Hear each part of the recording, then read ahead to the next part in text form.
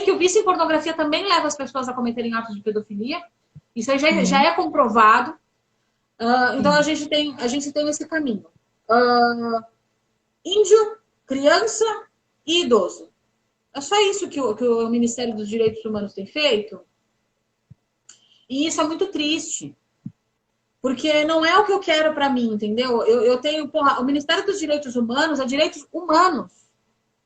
Então, não é defender meia dúzia de pessoas, sabe? E esquecer que existem outras pautas a serem faladas. Não é porque o cadáver não vai falar, não vai reclamar daquilo que aconteceu com ela, que a gente vai deixar de falar, porque existe N tipos de necrofilia. Tem a necrofilia pedófila, que é aquela pedofilia, quando o cara pega uma criança para cometer o ato de necrofilia. Eu ia perguntar agora, quais os tipos que você realmente vê no dia a dia? Sim, então assim, olha só, a gente tem a necrofilia pedófila, a gente tem a necrofilia de gerontofilia, que é junto com a gerontofilia, que é o fetiche em idosos. Então, Sério? eu acho que deveria ter, a dona Damares aí deveria ter ouvido dois lados aí, né? Porque também nós estamos falando de criança e idoso, já que ela só dá atenção para essa galera. Exatamente. A gente tem a pedofilia, desculpa, a necrofilia de fetiche, por exemplo, eu quero uma mulher loira, morena, então, enfim, N situações. E você sabe que o mais bizarro, tem gente que pratica necrofilia só com cadáver oriundo de acidente. Como não ouvi? Oriundo de acidente. Por exemplo, uma mulher toda esbagaçada, com a cara toda ferrada, com o corpo todo dilacerado, é aquilo que eles querem. Por que eles praticam necrofilia? Porque o morto não fala. É a mesma premissa do pedófilo. O cara que é pedófilo, ele quer alguém que seja menor que ele, mais frágil que ele possa exercer poder. O cadáver é a mesma coisa. É o exercício do poder sobre o outro. Então, esse exercício de poder sobre o outro é que faz com que a necrofilia seja tão, né, amplificada. Abrangente. É exercer o poder.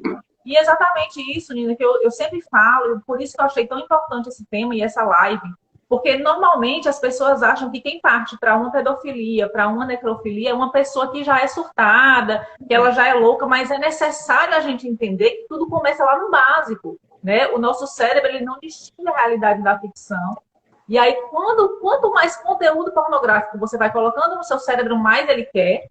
E aí você vai abrindo portas. Então, se no início era aquela coisa ali, homem e mulher, daqui a pouco já passa a conteúdos mais pesados e cada vez mais pesados, e você vai abrindo portas na sua mente. Quando você percebe coisas que antigamente você achava absurdo, você já está querendo praticar, né? E aí, qual é a sua visão em relação a isso? O que eu costumo dizer é o seguinte, a pior viagem, cara, é que a gente fala sobre sexo muito abertamente aqui na minha casa.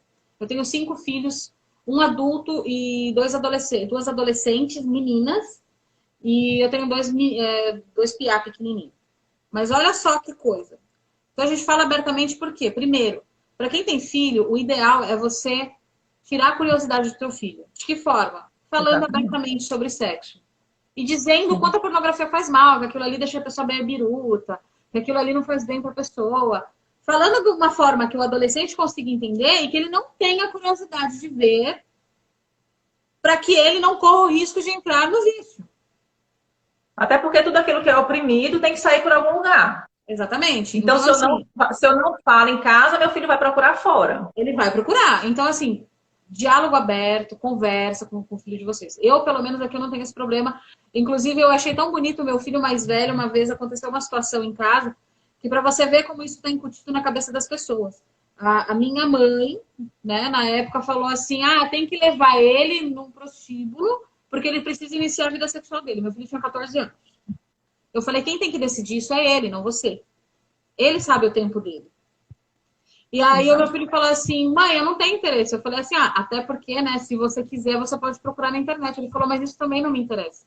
A gente fala tanto sobre isso, mãe, que pra mim não me interessa. Cara, me deu um alívio no coração que você não faz ideia de saber que o meu filho tem consciência. Sim, e eu consegui trazer isso para as outras crianças também. Então, o que eu penso a respeito disso? Essa repressão que a gente sofre, essa pressão e essa normalização de que o homem precisa consumir conteúdo, vou falar mais dos homens, né? Não só das mulheres, mas tem mulheres também, a gente sabe disso, mas o número é menor do que o dos homens. Porque o homem, ele é instinto, né? Ele é visual, ele precisa visualizar alguma coisa para despertar o interesse sexual dele. Então, o que que acontece?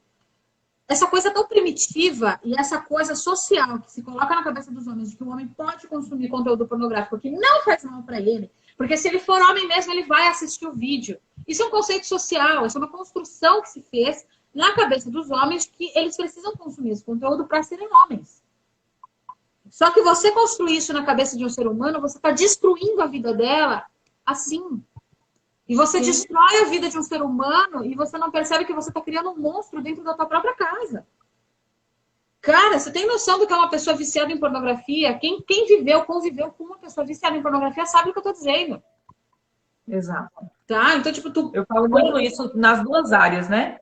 Exatamente. Dos dois lados. Tanto sofre quem é viciado, porque ele chega a um ponto de não conseguir mais ter vida social, como ele destrói todo mundo que está ao redor. É como um vício mesmo em drogas, enfim.